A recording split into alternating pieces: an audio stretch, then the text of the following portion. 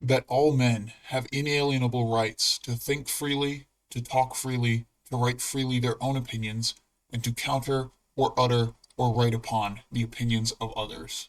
This is from the Creed of the Church of Scientology.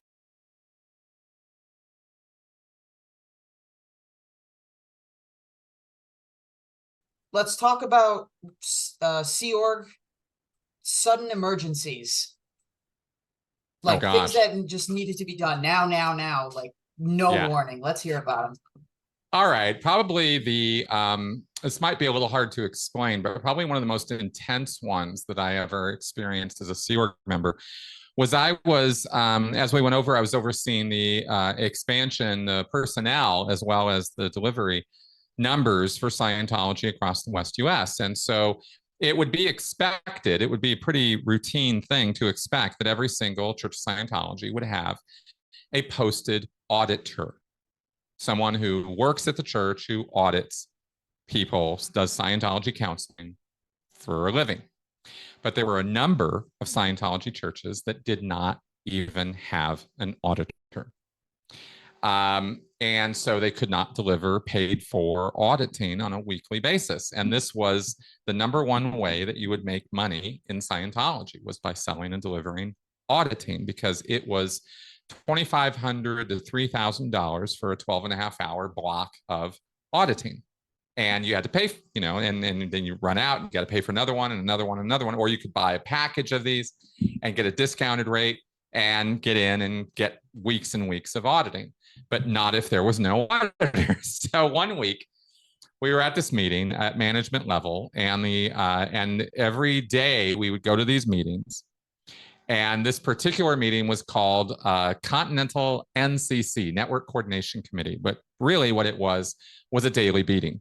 And I don't mean a physical beating, but a couple times, but most of the time it was just a lot of intense, you're on the spot kind of meetings. And you were always, possibly in the hot seat. And this was a room that had maybe 20 people in it, where we would go meet and coordinate our activities, which really meant our second and third and fourth senior were giving us orders that our own real senior person might not even know anything about, but because it came from such authority and status, we had to do it. And this particular day, I received orders directly from the RTC representative. This is a man, by the way, who has now been busted and is working on film sets as like a production aide or something at Gold now. This guy's been busted and he no longer has this seniority or position. But at the time, he was the cock of the walk of PAC base. This was the senior man in the entire base, right? He worked for David Miscavige directly, and his name was Hans-Uli Stahli. And I don't know if he was Dutch or Netherlands or Swedish or something, but he was he was vicious. He was not a kind man. And he discovered that there were orgs in West US that didn't have any auditors. And he was fit to be tied. He was so upset. Like, wait a minute, what? This kind of thing. Like, what are you talking about? Now, there's no way this guy could not have known that this was the case. But since it came up in the meeting, and since it was so outrageous that orgs could not be able to deliver auditing because they didn't have an auditor. I mean, this is akin to opening up.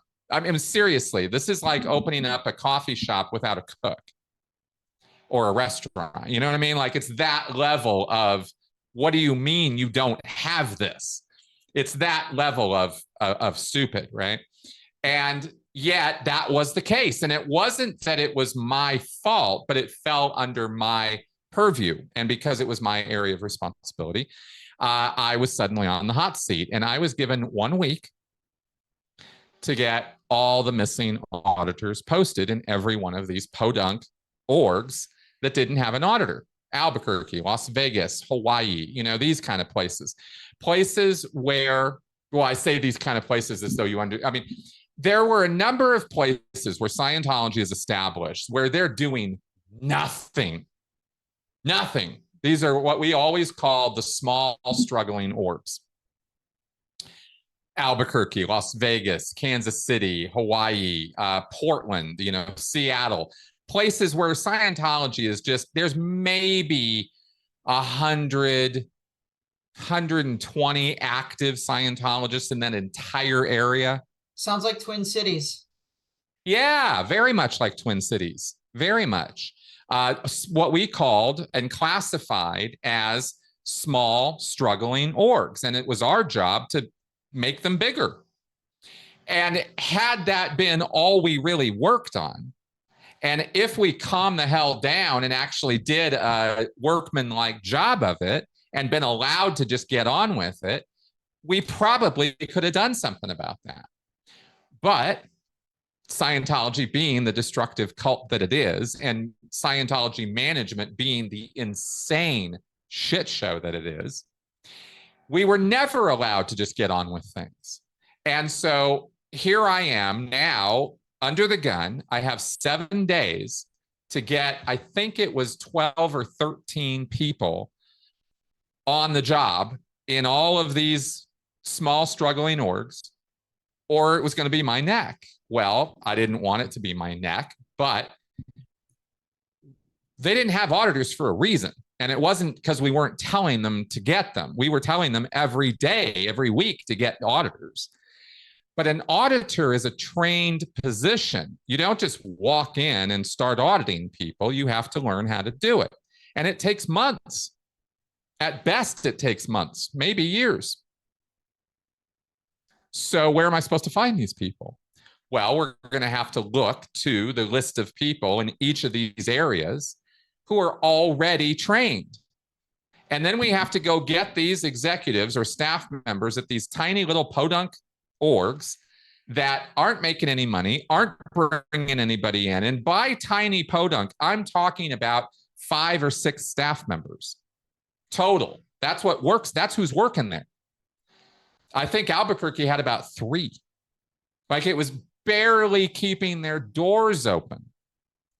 And here we're coming in going, well, you got a week to get an auditor, or it's going to be hell to pay. And, everybody was trying to push this. But at the same time, people weren't trying to push this because they had other things to push. This was management of Scientology is what you call cross-order central. It's just an order and then another order and a cross order on top of that. And then this one, and you got like 20 or 30 different people at the continental management level sending orders into these organizations with demands to get them done. And when you have 3 staff in Albuquerque, or Las Vegas with its 8 staff, or Hawaii with its 6 staff, these people are just inundated with paper all day. Orders to do this, orders to do that, and these are orders that are never going to get done. Put on a big seminar, put on a big Dianetics seminar this weekend and have 50 people at it at least. Well, you can order that in 10 seconds. It takes you a month to actually get it executed. And that's all, if that's all you do. But that's not how we ran these orgs. And that's not how we told them to get things done, which is why it was such an insane mess all the time, is there was all these cross orders all the time. So here's just one more order coming from one more guy. You better get an auditor on post or it's going to be hell, right? And of course, we did not get a single auditor on post that week. And I was being visited by these, I mentioned the teenage girls earlier. Well, so the RTC guy isn't going to come chase this up with me personally. He's a very, very, very, very senior person who's got, there's echelons between us. And he can issue orders to me at a meeting, but that doesn't mean he's going to come to my office and, beat me up if I don't get it done. He's got a whole army of people to do that for him. And they proceed to come to my office every 15 minutes asking me where the auditors are at. Where are the auditors? Where are the auditors? Where are the auditors? To the point where I started feeling, and I'm not even kidding, I started feeling absolutely psychotic. Because my job is not to go to the orgs and recruit people. My job is to send orders in writing to the person at the org that I talk to and get them to do it. Well, I sent all the orders on the first day. That was easy. Typed out the orders, shipped them off, coordinated with other people, got them to do the same thing. But these people don't report back in 15 minutes. The policy on sending a telex order to an organization is they have 24 hours to respond. And they're supposed to get the order done in that time. But if they don't, they're supposed to at least give us a progress report or something. Well, just chasing up the answers to get back, yes, sir, we're working on it, took 2 days from all these different churches that I had to send this to. And, you know, this is all just bureaucracy 101. I'm not saying anything special here. It was the pressure that was being brought on me that with these very, very, well, how do I put this? I mean, unrealistic expectations, you know, that I was going to send these orders out and 20 minutes later, everybody was going to have an auditor on post. They were just sitting there waiting to get the order. And then obviously it would be so easy. Well, it wasn't easy at all. Nobody could do it. Nobody got it done. And I got in all kinds of, you know, hot water. But I felt like that was one of the most dangerous times for me because of the attention I was receiving from like the top of the totem pole and the fact that I was being chased up. And I'm not exaggerating, every 15 minutes. And I finally got up and walked out of my office in like just such frustration. And this girl who's probably 15 years old, has never recruited anybody in her life, doesn't know anything about how to recruit anybody, doesn't know anything about even how to send a telex, is standing over me, right? Arms akimbo. Well, you better get it done. And I finally just went, you know what? Fuck this. And I literally stood up and I just walked out of my office. She's in the middle of talking and she's like, wait, where are you going? Oh my God, Chris Shelton is blowing, right? This is the Scientology term for leaving without authorization, is you're blowing. I'm just getting up and walking away from her. I can't stand it. I can't deal with it, you know, because I'm being treated like a child and I'm being run like a child and I start acting like a child, right? Because I'm losing my damn mind. And I just got up and walked out of there because I needed some space and came back to, you know, ethics interviews and metered interviews and much, much, much worse after that. So it was not a good time, not a good time at all. But that's the kind of rando, crazy order and emergency situation that made my life out of absolutely nowhere. I was working on 5 or 6 or 7 different things already. A senior person hears about this one problem and decides this is going to be my life now. And for the next week, this is all I worked on. I didn't work on anything else. And of course, we didn't get any more auditors because it wasn't an easy thing to do. And thankfully, after all of the ethics interviews and problems and issues, it just kind of got forgotten about. How do you forget something like that? Because the RTC guy didn't bring it up again. That's how. I didn't forget about it, but he did. And I was the last guy who was going to bring it up and remind him. So the next time I was at that meeting where he was, and we had to report on this, and he didn't bring it up, and I was like, and here's the funny thing, okay? Here's the funny thing about this is everybody in that room knew how unrealistic and actually stupid this whole situation was. One, everybody understood how bad it was, but 2, everybody understood that it wasn't solvable with some telexes and that wasn't the problem. So they kind of felt a little empathy, a little sympathy for me in the position I was in. So nobody, thankfully, was eager to rat me out. So when it came back around, he just kind of dropped it and didn't pursue it. And thankfully, I was able to get on with my life. But had he decided to pursue, and that would have been to me at that point.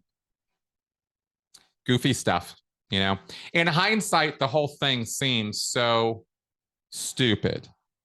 And as I sit here describing it, it sounds stupid. And it's hard for me to communicate the the full environment of that situation, of that kind of situation, because I tell you this whole story about this one order in this one situation. With Scientology organizations, every single individual church has about 20 situations just like that. They're missing some key post, or they're doing some stupid thing, or some staff member is involved in some criminality, or some staff member doesn't want to be there anymore, or they can't pay their rent because they're not making enough money, and they're going to need a bailout. We are literally going to have to pay their rent for them from the continental level, which means we don't get paid for a week or two. This kind of thing was every single day. So I can stress this one problem and this one situation, but it doesn't really communicate the frantic energy of that environment very well. I don't, you know what I mean? I'm trying to get across that was one of about 50 different situations that were constantly in the rotation of, here's what we're going to bring up today to put, you know, somebody on the hot seat, get somebody in trouble, and make a big problem that everybody has to be very, very worried about for the next 2 or 3 days or week. And then we're going to move on to the next one. And then we're going to move on to the next one. And then there's going to be an event, and everybody's going to forget about all this because we have to put on an event now at the Shrine Auditorium, and we have to have 10,000 people show up in a month for this event because the chairman of the board is coming. And that's the life of a manager in the Sea Org, day after day after day after day. There's no long-term planning of any kind. There are words spoken that sometimes give the impression that there could or should be long-term planning, but there isn't any.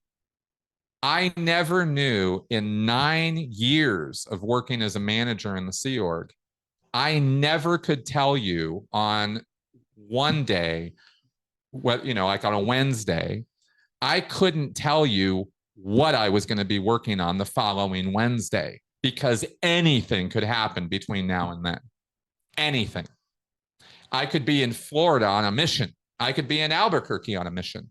I could be on some project in LA Org, or I could be sitting at my desk sending out another round of telexes, or. And there was that unpredictability and that instability, that inability to ever tell where you were going or where any of this was going, that kept us in this hamster wheel rat race where we were just trying to basically stay afloat and stay alive. That's what it was like there. And so, you know, I hope that helps contextualize that story a little bit more, because it was a rough 9 years working there. It does. I can't imagine. I can imagine dealing with something hectic for a day or a week, but I can't imagine running on one hamster wheel, getting off, and immediately being put on another fucking hamster wheel. That's right.